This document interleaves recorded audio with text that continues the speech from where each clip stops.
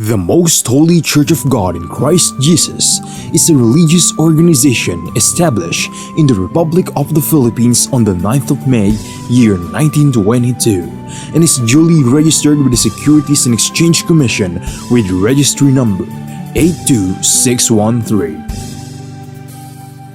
Through faith in the truth revealed by the Holy Scriptures of the Bible, the administration as well as the entire brethren of the Church believe that it is the Most High God, the Lord Christ Jesus, who established the Most Holy Church for the sole purpose of proclaiming Him as the only one true God and Savior whom we should worship and serve with our whole lives, and that He is no other than the Lord Christ Jesus, who manifested in the flesh, and that the Most Holy Church of God in Christ Jesus is His chosen way for us to be delivered from our sins and eternal damnation. Therefore, since the Church was established, everyone who is called into the Church receive the divine obligation to partake in all evangelization efforts of the Church to fulfill the God-given commission to make disciples of all the nations. In that case, here is the vision and mission statement of the Church. Vision: the Most Holy Church shall be exalted for the glory of the Most High God. Mission: seed of one world, one nation. Core value: all members of the Most Holy Church are being taught and encouraged to live in agape. Agape is a Greek word which means perfect love and everlasting love. As the Bible further expound, it is the kind of love that God has for all of us. In fact, God Himself is agape. Agape, or love, serves as the core value of the Church because love is the fulfillment of the law. Ownership and administration: the Most Holy Church of God in Christ Jesus fully believes and proclaims that her sole owner is no one but the Most High God. He is the only King who reigns all over the Church. Everything the Church achieve and will achieve in the future are the works of God. God governs over His Church through His appointed men to administer the Church, like the first Church established in Jerusalem, which was administered by the Apostles. The Most Holy Church is currently administered by the 7 bishops, presided by the General Bishop. The Church administration oversees over the whole Church and through the appointed Council of Elders, composed by the presbyters and ministers who were appointed to administer congregation and ministries. Expansion and growth: currently, the Church has established congregation in most places in the 3 major islands of the Philippines, namely Luzon, Visayas, and Mindanao.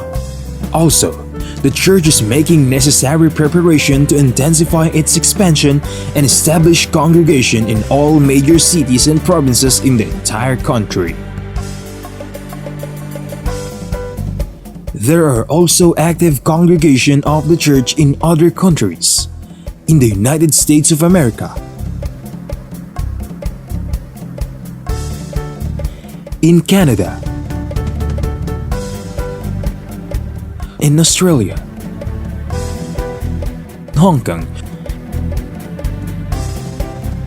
in Singapore, Malaysia, United Arab Emirates, Japan, Taiwan, Kingdom of Saudi Arabia, Qatar, Belgium, Cyprus, France, Germany, Italy, Spain, and United Kingdom. The Most Holy Church of God in Christ Jesus is looking forward to aggressively propagate the gospel, to edify the Church in places where it was already established, and also to establish new congregation in other countries to complete the mission and fulfill the vision of the Church. Services: since the main purpose of the existence of the Church is to propagate the gospel to all nations, the Most Holy Church established various evangelization efforts of the Church to reach more people even in the farthest corners of the world. The church produces evangelization programs that are aired via radio, cable TV, and in different social media or online platforms. Radio stations, Philippines.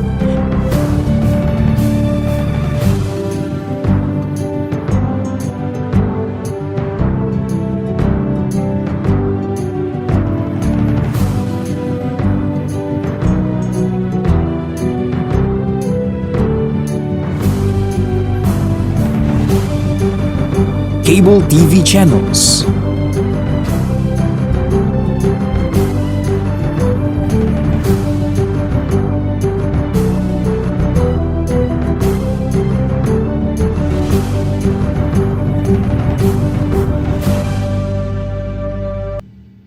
Online platforms, Facebook, MHC Media, YouTube, The Most Holy Church, official website, www.mostholychurch.com.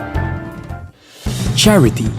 Aside from actively upholding evangelization efforts, the Most Holy Church is also active in charity works. Here are some of the ministries of the Most Holy Church established to serve both members and non-members of the church. Lingap Agape Ministry. The church established the Lingap Agape Ministry, which engages in community services like goods and charity donations, feeding programs, blood donations, and other services to cater church members and non-members who are in need. Damayang Kristiyano. On May 1, 2004, the church administration established the Damayang Kristiyano Ministry that aims to help the needs of the family of a deceased member of the Most Holy Church, especially in their burial expenses. Schools. Pristine Heritage Academy, formerly known as Pristine Learning and Tutorial Center. The Pristine Heritage Academy was established by the Most Holy Church in February of 2009. The school is open to all church members and non-members alike for the fulfillment of a part of the Most Holy Church community service. Mahanaim Evangelical Academy. The church administration aimed to give standardized education and training to church members who aspire to become missionary workers and ministers of the church. Thus, in 2018, the church administration established the Mahanaim Evangelical Academy that provides classroom lectures and on-the-job training so that aspirants to partake in the Lord's mission may be molded to become a proud messenger of God. The Mahanaim Evangelical Academy mainly holds its training in Gabay Center, the training facility of the Most Holy Church located at Barangay Sumalo, Municipality of Hermosa, Province of Bataan, Philippines. The Centennial Celebration of the Most Holy Church. The Most Holy Church of God in Christ Jesus recently celebrated its 100th anniversary on the evening of the first day of May 2022 at the Gabay Center, the newly built facility of the church situated at Barangay Sumalo, Municipality of Hermosa, in the province of Bataan, Philippines. On the morning of the same day, the church held the inauguration and dedication of the Gabay Center. The Gabay Center is a training facility of the church, built through the favor of God and the collective efforts of the entire brethren from around the globe. From the proud members of the church, we are inviting you to join us and be a member of the Most Holy Church of God in Christ Jesus, so that we may share the ever-abounding favor of God towards His beloved children. Please take time to listen to the preaching of all the topics composing the lessons of spiritual salvation, so that we may share to you the teachings and doctrines of the Most Holy Church, which are purely based on the Bible that will lead us to our soul's salvation.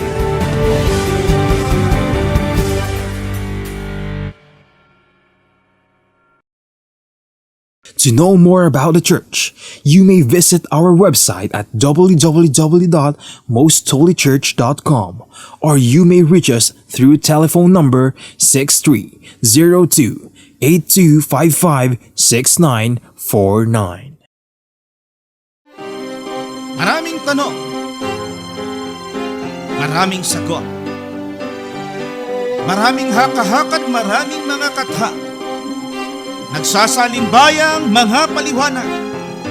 Gaya ng hangin ng aral na nagdadala sa tao sa magkabi-kabilang paniniwala. Ngunit, isa lamang ang dapat matanghal. Ang sagot ng Biblia.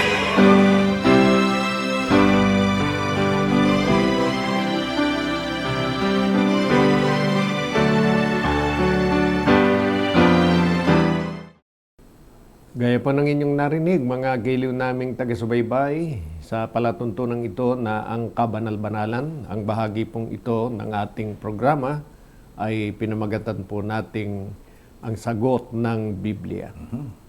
Magandang araw po sa ating mga giliw na mga taga-subaybay. Muli po sumasa inyo ang ating portion na pinamagatang ang sagot ng Biblia.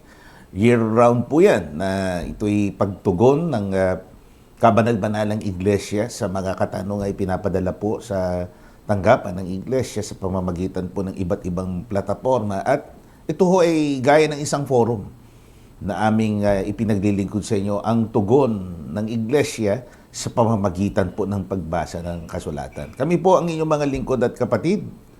Kapatid na Gabriel, Brother George Quirino, kasama po sa paglilingkod na ito ang ating minamahal na kapatid. Kapatid na Yusiel, kapatid na Danilo Francisco. Salamat po. At salamat din po sa inyo, mga giliw na taga-subaybay. Salamat din sa ating Panginoon na nagpapahintulot na patuloy po namin kayong mapaglingkuran sa ganitong paraan na ang inyong mga katanungan ay masagot sa pamamagitan ng Biblia. Para po sa inyong mga kabatiran, narito po ang ibang mga schedules din natin ng pagtatanghal o pagpoprograma. Mondays to Fridays po yan sa himpilang DWBL, 1242 kHz, 7:30 to 8, and 6 to 6:30 naman ng umaga yung sa Facebook natin at sa YouTube. Ang pamagat po ng ating programa sa ilalim ng umbrella na ang kabanal-banalan ay Blessed Day. Ang sagot ng Biblia, ito hong portion na ito, ay Sundays naman 4 to 5 in the afternoon. Samantala, doon ho sa ating FM naman na radio programming, narito po ang ating mga palatuntunan. The Climb o ang pag-ahon, pag-akyat. Every Sunday po yan, 7 to 7:30. Likhawit naman, same day, 7:30 to 8. Ang kabanal-banalan, Mondays, Wednesdays, and Thursdays, 7 to 7:30 in the evening. And Full Life, Tuesdays and Fridays, 7 to 7:30 din ng gabi. Ang sagot ng Biblia, Saturdays po yan, 7 to 8 in the evening. At ang mga cellphone numbers naman natin na pwede nyo pong padalhan ng inyong mga katanungan ay ang mga sumusunod, 0927-140-3782, 0927-140-3782, 0909-555-5009, 0909-555-5009, 0991-419-2027, 0991-419-2027. Ang ating website ay mostholychurch.com at ang ating official social media accounts, MHC Media. Yan po ang ating Meta o Facebook pages. Kasama po ang Kabanal-Banalan. Samantala sa YouTube or YouTube naman, The Most Holy Church. Yan ang itatype nyo po pag hahanapin nyo po ang ating mga accounts. The Most Holy Church naman sa nasabing social media platform. You can also follow us sa mga clips, maikling mga messages dun sa Instagram. Meron din po tayo yan. At sa iba pang mga platforms, gaya din ng TikTok. Mailing address po natin o siyang punong tanggapan ng iglesia ay number 688 Rahabago Street, Gagalangin, Tondo, Manila. Again, ang paglilingkod na ito ay ang sagot ng Biblia. Magpapatuloy po tayo at bigyang daan po natin ng mga tanong ng ating mga kaibigan. Narito po ang unang katanungan for today. Paano po makikilala, kapatid na Yusiel? Ang tanong po ng ating mga kaibigan at tanong din ng mga kasama natin sa church. Paano po makikilala ang paghahari ng Diyos sa buhay ng tao? Yan. Napakahalaga na yan po ay maunawaan natin. Kaya salamat po sa nagpadala ng katanungan ito. Dahil maraming nagsasabing sila kabilang na sa kaharian, sa kingdom ng ating Panginoong Kristo Jesus. Ang Panginoong Kristo Jesus po talaga ay nagpahayag ng mga ikakikilala sa kanyang mga nasasakupan o kabilang na sa kanyang kaharian. At ang unang-una na sinabi ng Panginoon ay mababasa po natin sa San Juan 18:36. Opo, sa bersyong Tagalog Popular. Narito po, sumagot si Jesus, ang kaharian ko'y hindi sa sanglibutang ito. Kung sa sanglibutang ito ang aking kaharian, ipinakipaglaban sana ako ng aking mga tauhan at hindi na ipagkanulo sa mga Hudyo. Ngunit hindi sa sanglibutang ito ang aking kaharian. O yan, napakalinaw ng sinasabi ng ating Panginoon, ang kaharian ko. Ibig sabihin, yung nasasakupan ng kanyang kaharian, ay meron pong ganitong kaugalian. Hindi po nakikipaglaban, na gaya ng pakikipaglaban ng mga kaharian sa lupang ito. Kaya mapapansin natin, nadakip siya Opo. ng mga Hudyo. Kasi nga, si Pedro, may dalang tabak noon. Opo. Ganun ho kasi ang konsepto ng tao tungkol sa kaharian. Opo. Meron kang army, meron kang kuta, meron kang kastilyo, Opo. na kung saan, you show your might, your strength. Pinapakita nyo ang lakas, puwersa ng yung kaharian sa pamamagitan nga ng mga bagay nito. May depensa, meron ka ring hukbo. Gaya ng sinabi nga ng Panginoon, hindi ganyan yung aking kaharian. That's not the idea or the concept of my kingdom. Kaya sinaway niya si Apostol Pedro nung tigpasin ng tenga Opo. nung kawal na si Malco. At sinabihan niya, hindi sa ganyang paraan. Opo. Kaya ang kaharian po ng Diyos o mga taong pinaghaharian ng Diyos, may isang katangian na ang pakikipagbaka ay hindi ukol sa laman. Kaya kung ang isang pastor, miyembro ng kaharian ng Diyos, yun ang kanyang claim, bahagi siya ng kaharian ni Kristo, hindi siya nagdadala ng anumang kasangkapan para sa pakikipagbaka sa kanino man. So iba naman siguro kung yung opisina nila naglalagay ng security Opo, guard. iba Okay naman lang yun. Pero yung bumubuo ka, meron ka talagang private army. Halimbawa, may mga ganyan tayong nababalitaan Opo. na cover naman ho ng local media yan dito sa Pilipinas. May mga ganyan mga insidente na mayroon talagang intensyon ng karahasan. Opo. Hindi ho ganyan ang sa Diyos, ang kay Kristo. Opo. Hindi nagre-resort sa karahasan. Halimbawa, mayroong paratang sa kanila, hindi dinadaan sa violence o kung ano man, o gagamit nga ng mga pribadong, armadong mga tao, dahil hindi ganon ang turo ng Biblia tungkol sa kaharian ng Diyos. Yan. So yan po ang una, sa katangian, ikakikilala sa kaharian ng ating Panginoong Kristo Jesus. Ang pangalawa, sinabi rin niya sa sulat ni San Mateo, Kapitulo 20, versikulo 25. Narito po, datapot sila'y pinalapit ni Jesus sa kanya at sinabi, nalaman ninyo na ang mga pinuno ng mga hintil ay nangagpapanginoon sa kanila at ang kanilang mga dakila ay nagsisigamit ng kapamahalaan sa kanila. Yan ang isa pang malaking kaibahan tungkol sa kaharian ng Diyos o sa mga taong pinaghaharian ng Panginoong Kristo Jesus. Ang mga pinuno nito, ibig sabihin, yung mga nangangasiwa ay hindi gaya ng Panginoon sa kanilang pinangangasiwaan, kundi nakahandang maglingkod Opo. sa mga kapatirang kanilang pinamamahalaan. So, yun ang definition ng kaharian dito. Ang leaders dito sa kaharian ito, they may be called leaders. Diretso natin sabihin, church leaders.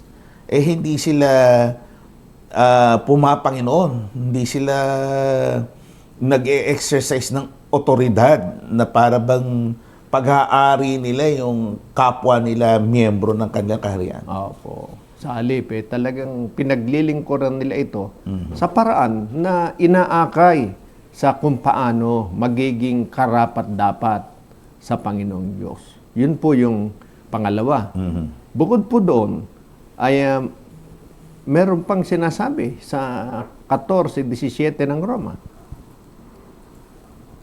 Sapagkat ang kaharian ng Diyos ay hindi ang pagkain at pag-inom, kundi ang katwiran at ang kapayapaan at ang kagalakan sa Espiritu Santo.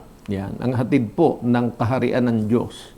Kaharian na sinasabi ng Panginoong Kristo Jesus na kaharian ko na hindi ukol dito sa lupa, hindi po para ipagkaloob sa tao ang ukol sa laman, pagkain at inumin. Opo. Kasi sinasampalatayan na natin, itinuro na ng Panginoon, seek ye first the kingdom Opo. of God. At yung mga bagay na yan, to follow na lang yun. Opo. Added na lang yun. Pero ang talagang gusto niyang ibigay sa tao, pagka naging bahagi ng kaharian ng Diyos o ng Panginoong Kristo Jesus, matatamasan nila ang lalong mahalagang bagay. Ang kapayapaan at kagalakang nadarama sa puso. Kaya nga kagalakang espiritual. Yun din yung sinasabing peace of mind. Opo. Inner peace. Yun yung dapat ding maging ideya natin tungkol sa panahong ito. Opo. Panahon ng Disyembre, lalo na sa kalagitnaan o huling parte ng Disyembre na ang isineselebra ay peace on earth. Opo. Ito, dito matatagpuan ang tunay na kapayapaan sa kahariang ito na inuulit po natin, hindi po pangunahin. Hindi ibig sabihin, hindi kasama yung pagkain at pag-inom. Meron pa rin. Kasi nga, nung nangangaral ang Panginoong Jesus, di ba, sa kasagsagan ng pangangaral, sabi ba siya, meron ba tayong pagkain dyan? Di ba, parang sabihin, kontra yata yun. Hindi, ingay natin sinasabi. Yun ay pawang bonus, additional lang yun.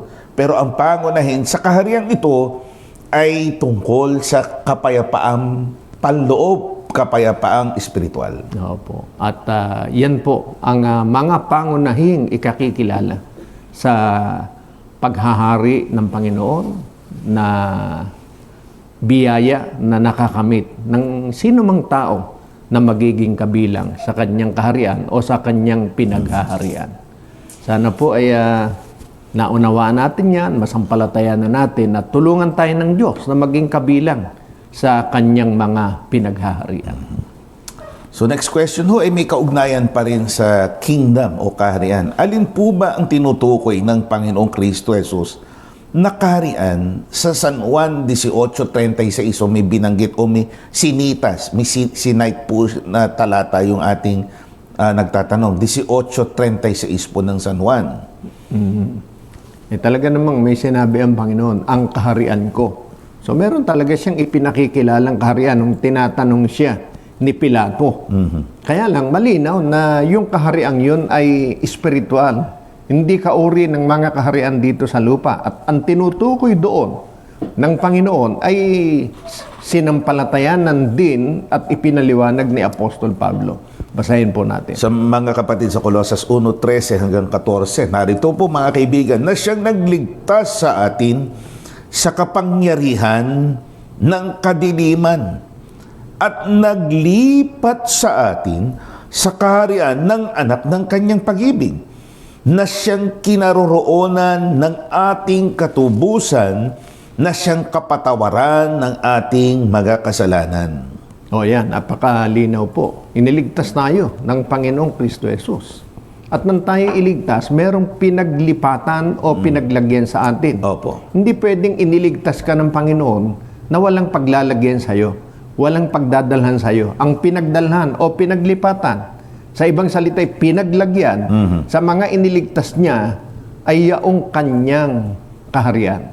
Sa makatwid, mga giliw na taga-subaybay, ang kahariang tinutukoy ng Panginoong Kristo Jesus, doon po tinitipon ang lahat ng kanyang mga iniligtas. Opo. Pag ang tao ay hindi pa nagiging kabilang doon, hindi pa siya kabilang sa nailigtas ng Diyos.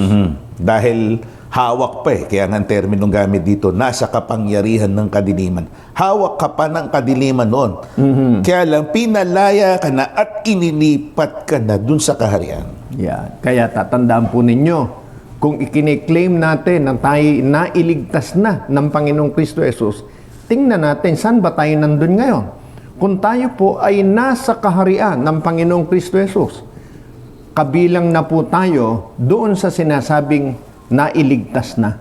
Kaya ang kaharian ng Panginoong Kristo Jesus na tinutukoy niya na kaharian ko, yun po ang pinagtitipunan sa kanyang mga taong iniligtas. Dahil yun po ang kinaroroonan ng katubusan at kapatawaran ng kasalanan nating mga tao. Opo. Ngayon, baka gusto nating matiyak, alin yung tinutukoy na yun? Na kinaroroonan ng katubusan na doon tinitipon ang lahat ng mga inililigtas ng Diyos. Opo. Na ipinakikilalang kaharian ng Panginoong Kristo Jesus. Dinggin po natin ang nakasulat sa Aklat ng Mga Gawa. Dito ho sa King James Version naman natin basahin. 2:47, praising God and having favor with all the people. And the Lord added to the church daily such as should be saved. So, pinapupurihan ng Diyos at nakasumpong ng biyaya, ng paglingap sa mga tao, sa bayan, at ang Panginoon ay nagdagdag sa iglesia. Araw-araw sila na nararapat na iligtas. Yeah, napakalinaw po naman. Yung mga naging karapat-dapat sa pagliligtas ng Panginoong Kristo Jesus ay idinagdag sa church, added to the church. Kung iintindihin nating mabuti, yung ipinakikilala ng Biblia na church, yun din yung ipinakikilalang kaharian ng Panginoong Kristo Opo, Jesus. klaro po yun. Yun po yung spiritual na kaharian, syempre. Opo. Gaya nito, doon sa mga kabataan ngayon, from the millennials, yung mga sumunod na mga henerasyon, at kahit yung mga maaga pa, nabubuhay pa ngayon, yung nakakaintindi ng sistema ng computer ngayon. Virtual, ang sabi. Opo. Yung virtual, ibig sabihin, halimbawa, ikaw nagkaroon ka ng presensya dun sa lugar na yon sa pamamagitan ng paglahok mo ng iyong account. So virtually, member ka nung isang samahan na yon sa internet, halimbawa, pero hindi naman ikaw yung physically nandun. Ito rin, ganito rin yung aplikasyon. It's a spiritual realm. Ito po ay isang spiritual na dako, kaya kinaroroonan Kaya ang inilalagay dun actually, ang ating mga kaluluwa, dun na pabibilang ang ating kaluluwa, dun nasasakop ng Diyos, dun nananaig ang paghahari ng Diyos sa kanila.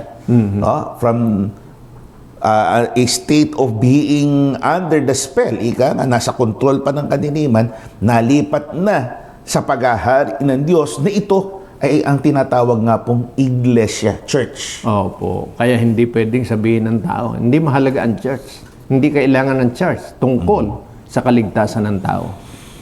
Tuwiran po naming sinasabi, yung ganong kaisipan at katuroan, hindi po siyang itinuturo ng Biblia at ng mga apostol.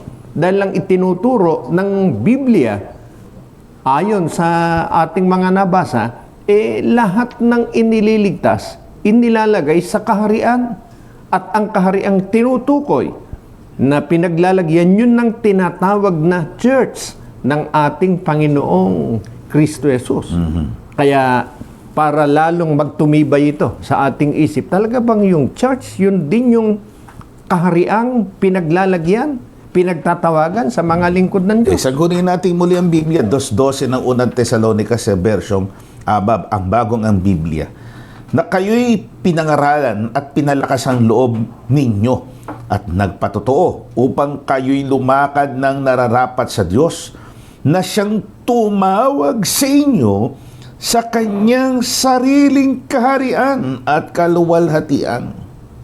Sama natin ang 14. Sapagkat kayo, mga kapatid, ay naging tagatulad sa mga iglesia ng Diyos kay Kristo Jesus na nasa Judea, sapagkat nagdusa din naman kayo ng mga gayong bagay mula sa inyong sariling mga kababayan, gaya naman nila sa mga Hudyo. Yan, napakalinaw po. Si Apostol Pablo rin po ang sumulat ng mga salitang yan sa mga kapatid sa Tesalonica. Si Apostol Pablo rin po ang nagsabi na ang mga iniligtas ay inilipat sa kaharian ng Panginoong Kristo Jesus. At ngayon ay malinaw na malinaw yung sinasabi niyang kaharian, yun ang pinagtawagan ng Diyos sa mga lingkod ng Diyos sa Tesalonica. Na ang pangalan po nung church na yon, maliwanag naman, Iglesia ng Diyos kay Kristo Jesus. Kaya kung ipakilala po namin sa inyo ang iglesyang ito, kabanal-banalan. Opo. Kasi hindi po ito amin. Hindi po ito pag-aari ng sinuman tao. Pag-aari po ito ng Diyos. Kaya dito po, napakapalad ng tao pagka siya'y naging kabilang dahil ito'y deklarasyon na siya'y kabilang na sa iniligtas ng Panginoong Kristo Jesus sa natubos ng kanyang dugo dahil kabilang na siya sa pinaghaharian ng Panginoong Kristo Jesus. Kabilang na siya sa kaharian ng Diyos pag siya'y naging kaanib tulad ng mga unang Kristiyano sa kabanal-banalang Iglesia ng Diyos kay Kristo Jesus. So yung keyword ho doon, no? Tandaan nyo, keyword doon sa mga nabasa nating talata, sarili. Opo. Keyword Ibig sabihin, pag sinabing sarili, sa Diyos, kabanal-banalan. Opo. Hindi lang ito play with words. Talagang nandun, klaro sa talata na ito'y pinamagatang kabanal-banalang Iglesia ng Diyos kay Kristo. Dahil sinabi ng Panginoon mismo, sariling kaharian, Opo. sariling Iglesia. When we say sarili, kanyang pag-aari. Opo.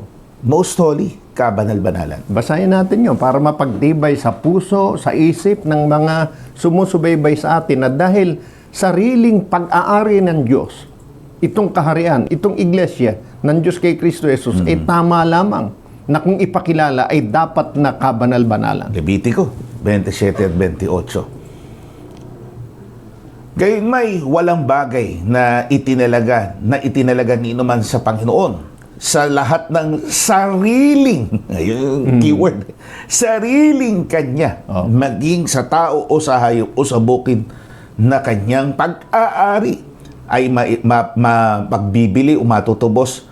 Bawat bagay na itinalaga ay kabanal-banalan sa Panginoon. Napakalinaw. Kaya hindi po kami nangingimi, hindi kami nagdadalawang isip, kundi buong pagmamahal na ipinakikilala namin sa inyo ang katotohanan ito. Ang kaharian ng Diyos. Ito rin po ang ipinakilala ni Apostol Pablo na Iglesia ng Diyos kay Kristo Jesus. At sinasabi namin sa inyo, hindi po ito kay Apostol Pablo. Sa Diyos po ito.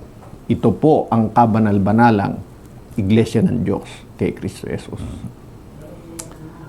At tayo po ay magkakaroon ng maikling break. Pakinggan natin ang tinig ng isa sa mga leading voices sa Agape Choir. Ang ating kapatid na Jezraya, kapatid na Noemi Borja. Siya po'y maglilingkod sa atin ng unang awitin, ang Samko'y Dinggin Mo. Pakinggan natin si Sister Jezraya. Magandang araw po sa inyo lahat. Ako po si kapatid na Noemi Borja, kapatid na Jezraya, isang Agape Choir sa loob ng Kabanal-Banalang Iglesia. Ako po ay maghahandog ng awit, may pamagat na Ang Samo Ko'y Dinggin Mo. Ito po ay mula sa orihinal na komposisyon ng kapatid na Milka Nepomuceno, kapatid na Agel. Member po siya ng Agape Choir. Ganyan din sa tono ng kapatid na Roy Ben at Rafa.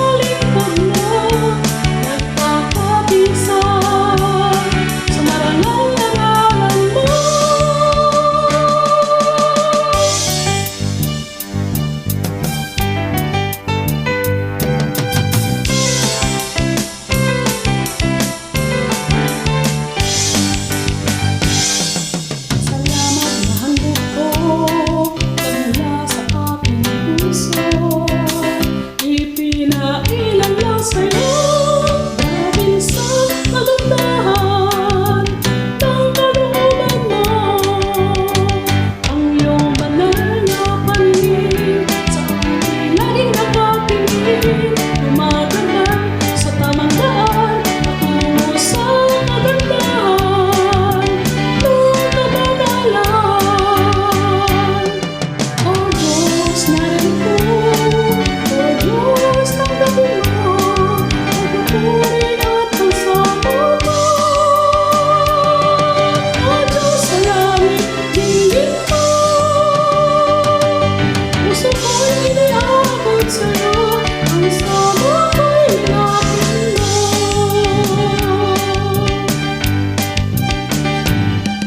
Salamat, mahal ko, nagmula sa aking puso. Ipinailan lang sa'yo dahil sa kagandahan ng kalooban mo. Ang iyong banal na paningin sa akin laging nakatingin, gumaganda sa tamang daan patungo sa kagandahan ng kabanalan. O Diyos, narito, O Diyos, tanggapin mo ang papuri at pagsamo mo. O Diyos, sa langit, dinggin mo. Puso ko'y iniabot sa'yo, ang sama ko'y linapin mo.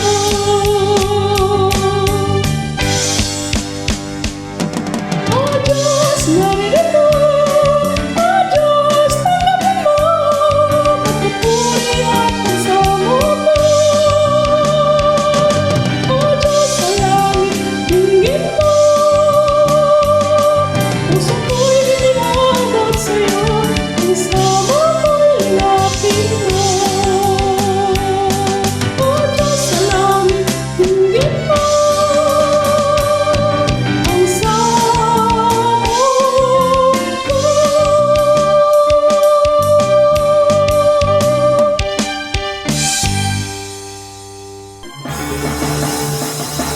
Ang sagot ng Biblia.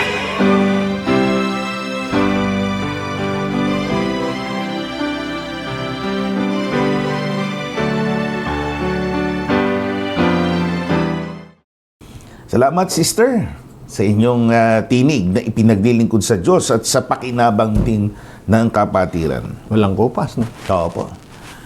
Ang pinili lamang ba ng Diyos ang maliligtas? Ito, magandang tanong to. Ito ay ilang ulit ang nakararating sa ating palatuntunan at hindi po kasasawaang sagutin ng Biblia yan. Ang pinili po ng Diyos, maliligtas. Pero yung salita na, ang pinili lamang ba ng Diyos ang maliligtas, yun po yung walang sagot na nakasulat sa Biblia. Walang ganong salita na sinasabi ang Biblia. Pero titiyakin natin, basta pinili ng Diyos, maliligtas. At yan ay mababasa po natin sa Efeso 1:4. Ayon sa pagkapili niya sa atin sa Kanya bago itinatag ang sanglibutan upang tayo'y maging mga banal at mga walang dungi sa harapan niya sa pag-ibig. Yan. Talagang may pinili ang Diyos para po sa ikapagkakamit ng kaligtasan. Kaya pagka ikaw ay naging kabilang sa iniligtas ng Diyos, ang ibig lang sabihin nun, pinili ka ng ating Panginoon.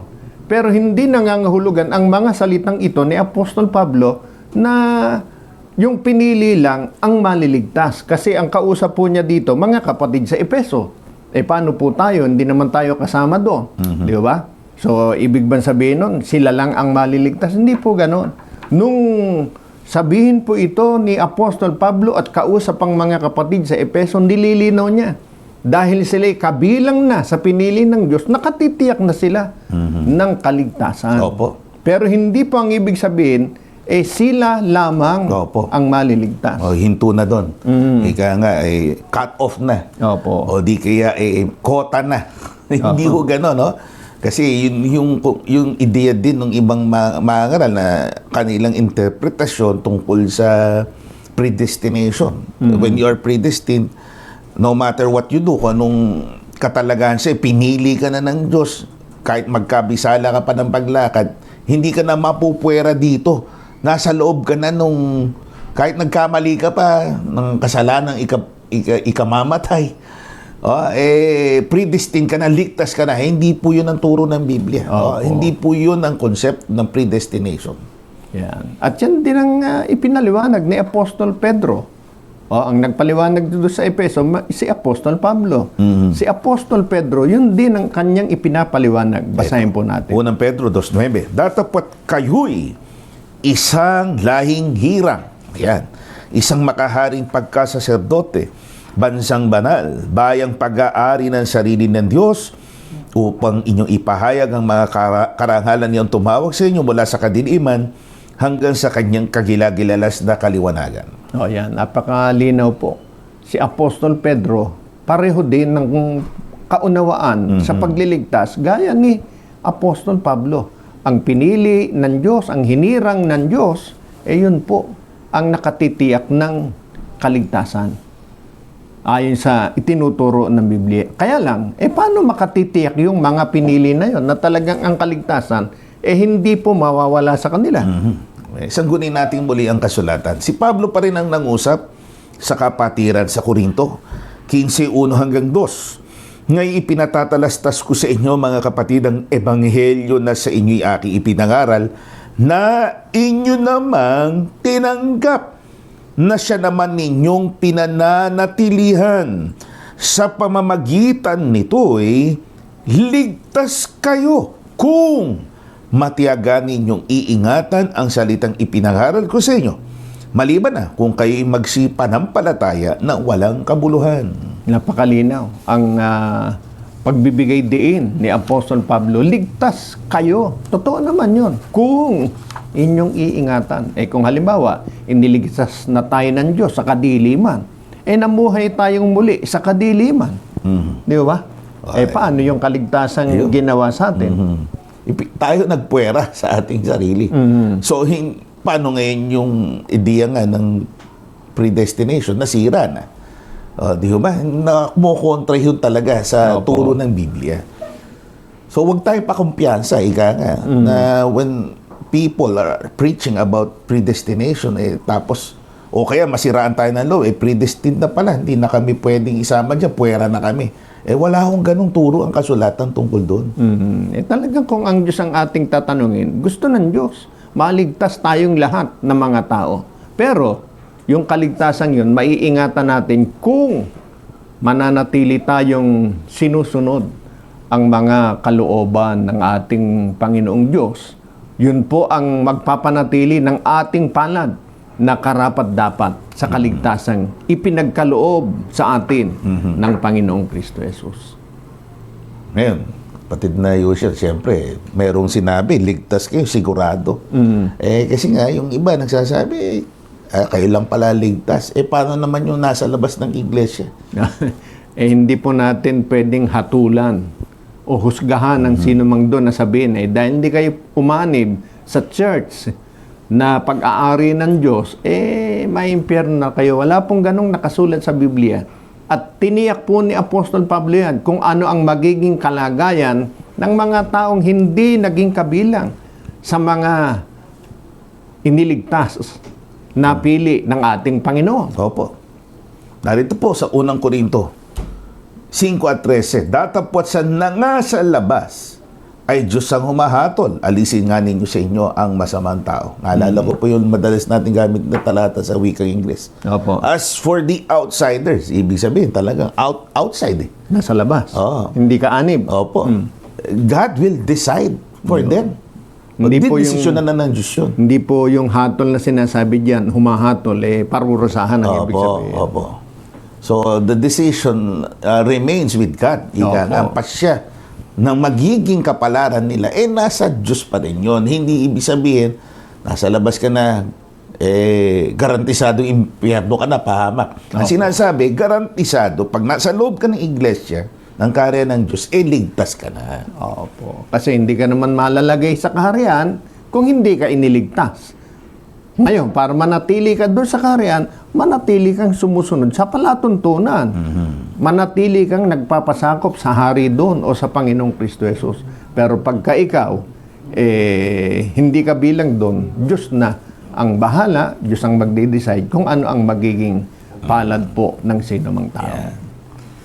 Yan na, sana naging klaro sa atin. Ulit-ulit po natin sinasabi sa kabanal-banal ng Iglesia, one of the most basic na doctrine, o fundamental na doktrina, hindi po tayo mahatol sa nasa labas. Yes, the invitation na sinasabi, o turo ng Biblia, sa Iglesia ang kaligtasan, pero sa labas, ang magdidesisyon ng kanilang kapalaran ay ang Diyos. Opo. Salamat po. At tulungan nawa tayo ng Panginoon na yan po ay ating masampalatayanan. Opo. Ang sagot ng Biblia.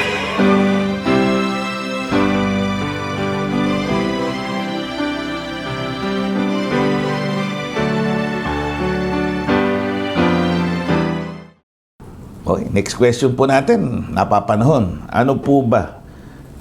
Biblical po ba ang pagmamano? Ito yung seasonal na tanong lagi sa atin, kapatid na usual. Yung mano po ninong, Siyempre, especially local talagang tradisyon sa Pilipinas ang pagmamano is a gesture of respect. And we recognize that, talagang kinikilala ng Iglesia na marami tayong mga gestures of respect. Pero as far as we are concerned, turo ba ng Biblia yun, kapatid na usual? Wala pong mababasa sa Biblia na salitang pagmamano. Yung mismong word na mano, pagmamano, wala po sa Biblia, hindi po iniuutos ng Biblia. At hindi po natin ipinatutupad yan.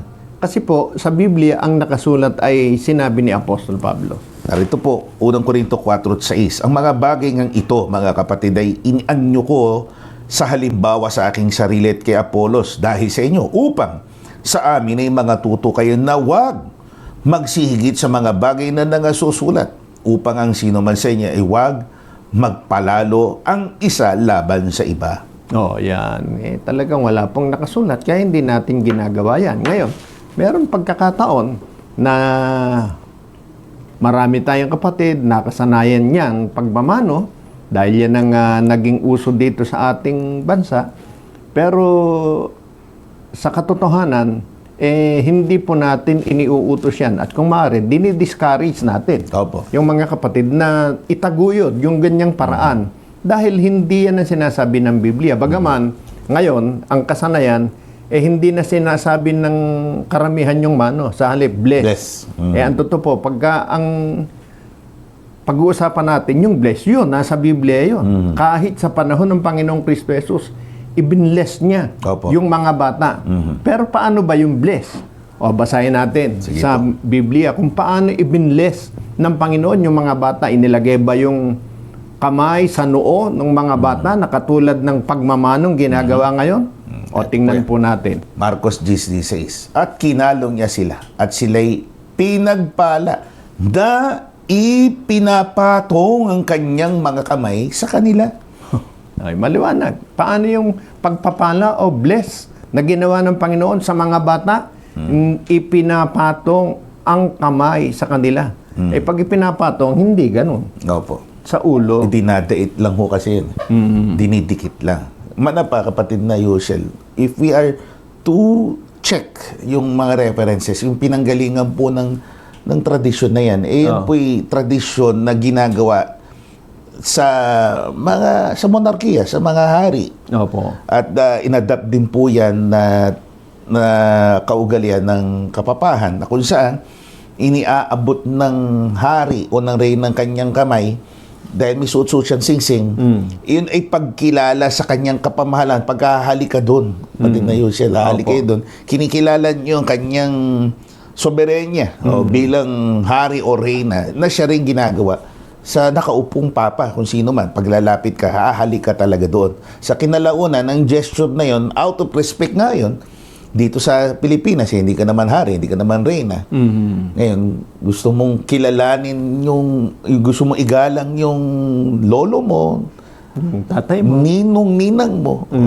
Dinidikit mo na rin yung ulo mo o noo mo, particular, kaya nga, yun ang nakaharap kapatid na Yosel, hindi ito Kasi nandito nakaharap yung singsing eh. Opo. Yun ho yung kinauwian nung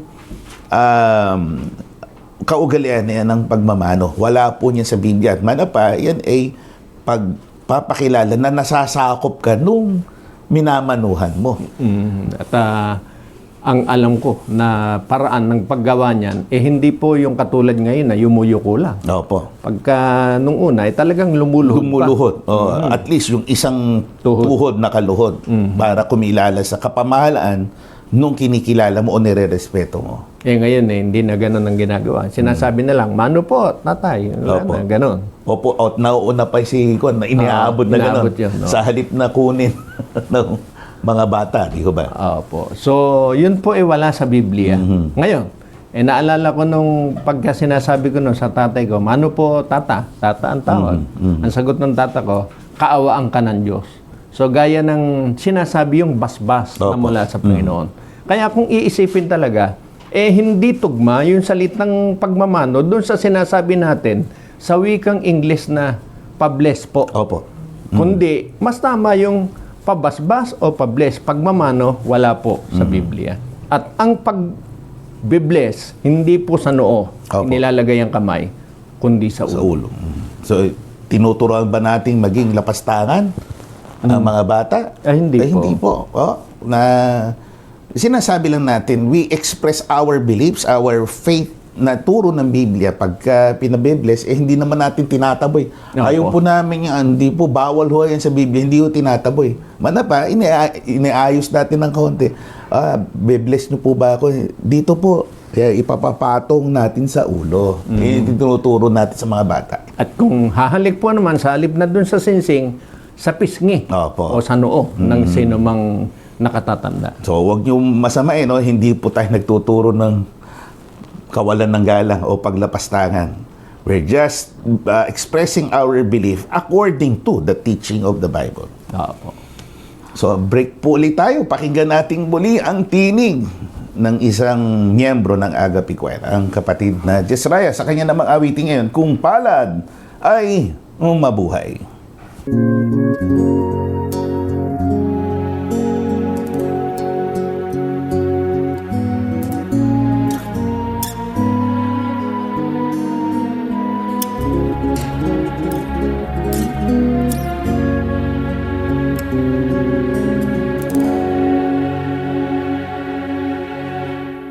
Palad ay mabuhay. Ibig ko na ikaw ang laging ay kasama ko. Kung palad ay mabuhay, nais ko na sa tuwin ay dinadama ang pag-ibig mo. At sa bawat umagang pagising ko, ikaw aming Diyos ang nais na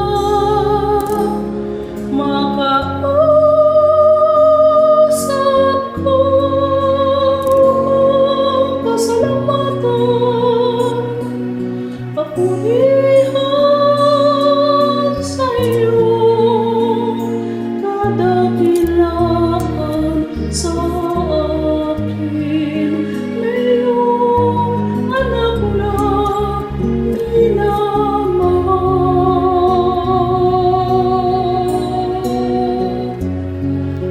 Hindi papipigil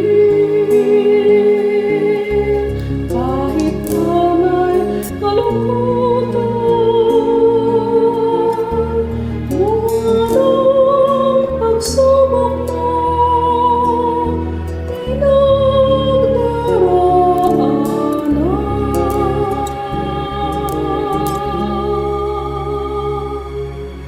Dahil ikaw, O Diyos, ang kalakasan. Dahil ikaw, O Diyos, ang kagalingan. Walang pagdaranda sa aking kalooban. Batid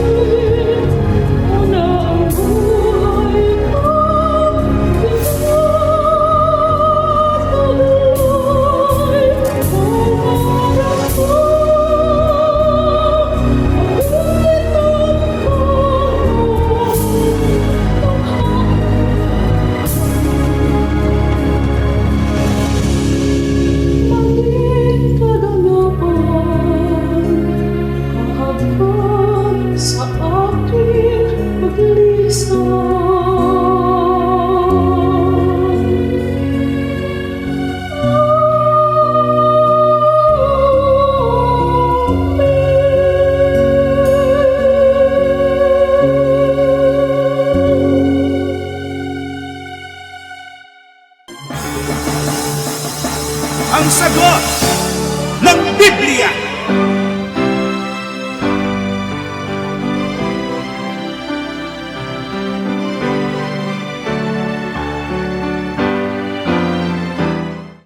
Salamat, kapatid na Jezraya. Tuloy po tayo dito sa seasonal na pagtugon natin sa mga katanungan. So, tapos na tayo sa pagmamano. Again, ito po yung yearly na tanong sa atin. December 25, kapatid na Yoshel, ito po ba'y talagang kapanganakan ni Kristo? Pagka Biblia po ang ating pagbabatayan, mga giliw na taga-subaybay, wala pong nakasulat sa Biblia na December 25. At Opo. kahit palatandaan na December 25 nga, pinanganak ang Panginoong Kristo Jesus sa laman, wala pong palatandaang ganun nga ang petsa o buwan man lamang ng kanyang kapanganakan sa pagsisilang ni Maria. Kaya yan po hindi biblikal. Yan po ay paniniwala na galing sa Pagano Roman. pagano. Ibig sabihin ng pagano. Hindi sa Diyos, syempre. Apo. Pero di ho tayo nag-intensyon. Syempre, baka naman tayo nakasisira ng mood sa panahon ito. Nasa sa atin po yan. We're just, again, sharing our beliefs. Kasi nga ho, hindi ho supported ng Biblia yung araw ng kapanganakan ni Kristo. Opo. Hindi ho December 25. To make the long story short, ang nakalagay sa Biblia, sinasabi din naman to ng iba, when Christ was born, medyo ang weather nun mainit. Hindi ho siya Taglamig. O tagyelo. Dahil nasa labas yung Mga tupa. mga tupa na pinapastol ng mga pastor. Siyempre, sabi nga nyo no, madalas, hindi naman pinapakain ng yelo yung Ay talagang tupa. nag-iayelo ang parang. Pagka po Disyembre, yan sa Jerusalem, sa Bethlehem. Opo. Saan mo papastulan yung tupa pagka Disyembre? Kahit nga sasakyan, nung pumunta tayo dyan, yung sasakyan may yelo Opo. sa ibabaw. Dahil yun ay panahon ng tagyelo. Opo. Pebrero pa Nung noon. pumunta kayo noon. Lalo pa pagka Disyembre. Opo. Kaya imposibleng Disyembre po Opo. siya ipinanganak. Hindi po biblical yun. Pagka panahon nung kasi taglamig, yung nagdidikit-dikit yung hindi ho pinalalabas. Yung tupa. They keep themselves warm, especially yung mga pastol nga, iniingatan yung kanilang flock na hindi sila ginigina. Hinahadel ho yan sa loob ng kulungan. Doon lang sila, kung sila man ay papakainin, sa paraan na indoor, ika nga. Nung ipanganak pa naman ng Panginoon, doon sa sabsaban, Opo. sa kural, Opo. dinaapakan ng tupa yun doon. Opo. Nasa labas nga sila. Yung choice din na yun. Yung paniniwala nila, pinili kasi ng nila. Ika nga, doon na lang isila para ipakita yung humility. In a way, oo. Pero they were forced to do that kasi wala nang matuluyan. Hindi dahil ayaw patuloy. Hindi. Kaya doon sila nauwi. Dahil puno na yung mga bahay tuluyan. Opo. So again, we are not here to spoil the fun, the celebratory mood ng ating mga kaibigan. We're just trying to set the record straight. Ika nga, walang nakalagay na December 25, kapanganakan ng Panginoon, tsaka yung mga associated na beliefs tungkol dyan sa kapanganakan ni Kristo.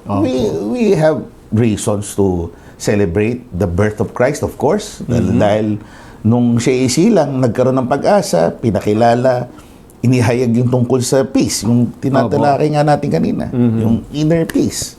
That's the beginning of the preaching about true peace, yung inner peace, spiritual peace.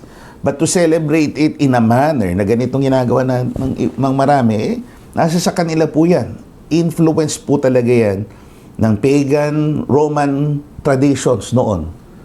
Especially po yung alay kay Saturnalia. Yan po yung maraming associated na beliefs tungkol sa celebration, 12 days exactly or 15 days, winter solstice ang tawag yan sa huling bahagi ho ng Disyembre. At kung iniisip natin yan nakalulugod sa Diyos na selebrasyon, hindi po. Dahil hindi nga po yan naaayon sa kalooban ng Diyos. So, hanggang dito po muna, mga giliw na taga-subaybay. Sana po ay nakarating sa inyong kalooban, sa kaibuturan ng inyong puso, ang pagkadama ng katotohanan ito at pagbigay sa atin ng lubos na pananampalataya sa mga kalooban ng Diyos. Sa pagkakataong ito, mag-uukol po tayo ng panalangin sa ating Panginoon.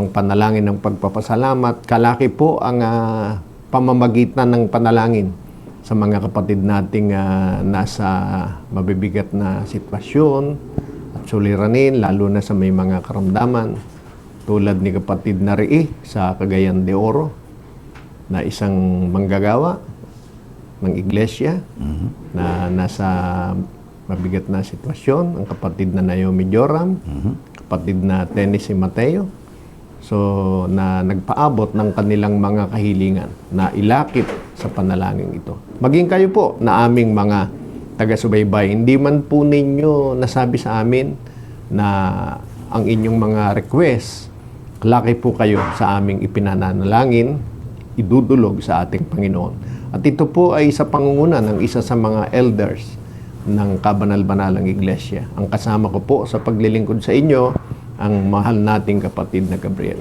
Tayo po'y manalangin. Aba, Panginoon namin Diyos. Aming Diyos. Sa pagkakataong ito, kami po ay muling nagpapasalamat sa iyo. Opo. Pinagkaloob mo sa amin ng mga sandali, mga oras, pagkakataon upang ang yung kalooban sa pamamagitan ng labi ng iyong mga kasangkapan ay maiparating sa maraming mga tao. Opo. Makinabang silang totoo, tunay silang mabless sa araw na ito at sa mga darating pa sa pagkarinig ng iyong katotohanan na nasusulat. Nawa ay yung mabong ito sa kanilang mga puso, magbunga din ito sa kanila ng wastong pagkakilala sa iyo at matagpuan nila ang landas pabalik patungo sa iyong harapan upang sila man ay mapabilang sa kalipunan ng mga banal na pinangakuan mo ng kaginhawahan sa buhay na ito na may kasapatan at lalong-lalo na ng pangako mo na pagliligtas o ang buhay na walang hanggan. Amen. Alalahanin mo ang mga tao, mga kapatid, mga kaibigan namin na sa pamamagitan ng palatuntunang ito ay ibig iparating sa iyo ang kanilang mga damdamin. Opo. Sila man ay nagpapasalamat sa mga saganang pagpapala sa kanila na sa kabila ng mga pangyayari Opo. sa kanilang buhay ay nasa kanila pa rin ang kaliwanagan. Hindi mo kinakalimutang puna ng kanilang mga iniibig na mangyari sa kanilang mga buhay. Opo. Lamang ay may dumarating sa kanila ang mga yugto o sa yugto ng kanilang buhay na sila sinusubok sa pamamagitan ng mga karamdaman, Opo. mga suliraning pinansyal, personal at pangpamilya. Sa iyo namin ipinagkakatiwala ang lahat. Opo. Yayamang ikaw ang kinikilala namin, nasa iyong mga kamay ang kapalaran namin sa pagtataglay namin ng aming karamdaman, sa pagnanasa naming maging produktibong mamamayan ng mga bansang aming kinabibilangan, Amen. sa mga pamilya na ibig naming maging maayos sa buhay na ito. Tulungan mo sana kami sa lahat ng aspeto ng aming buhay, lalo na kung kami ay nilagay mo na sa mga ministeryo ng paglilingkod sa aming kapwa-tao, ministeryo ng pag-awit at sa iba't iba pang mga gawain na binagkaloob mo sa amin. Amen. May dagdagan mo kami ng kalakasan at mga ng oras pa upang kami ay makapagbigay lugod sa iyo at maging kasangkapan kaming makatawag ng mga lalaki at babae na magbabalik loob sa iyong banal na harapan. Amen. Ang lahat ng ito ay aming hinihiling at ipinagpapasalamat lakip sa panalangin ito yung mga kasangkapan na nagtataguy dito sa pangunguna ng aming obispong pangkalahatan at iba pang mga instrumento na patuloy na nag-iingat, nagtutulak ng ikapagtatagumpay ng palatuntunan ito. Ang lahat ng ito ay aming hinihiling sa iyo sa ngayong pangalang Diyos at Kristo Jesus na aming tagapagligtas. Amen. Maraming salamat po sa inyong patuloy na pagtangkilik sa palatuntunan ito. Sa malapit na ho tayo maging year-end na paglilingkod sa 2024. Muli po namin kayo naiyahan sa susunod pong linggo sa ganito ring oras at istasyon sa iba't ibang platform, sa iba't ibang istasyon ng radyo na aktibo po ang paglilingkod na ito. Kami po ang inyong mga lingkod at kapatid na Gabriel. At kapatid na Yusiel. Ang panalangin po naming magkakapatid sa kabanal-banalang Iglesia ng Diyos kay Kristo Jesus ay Kapwa naman tayo bantayan ng Panginoon sa ating paghihiwalay. Mispa.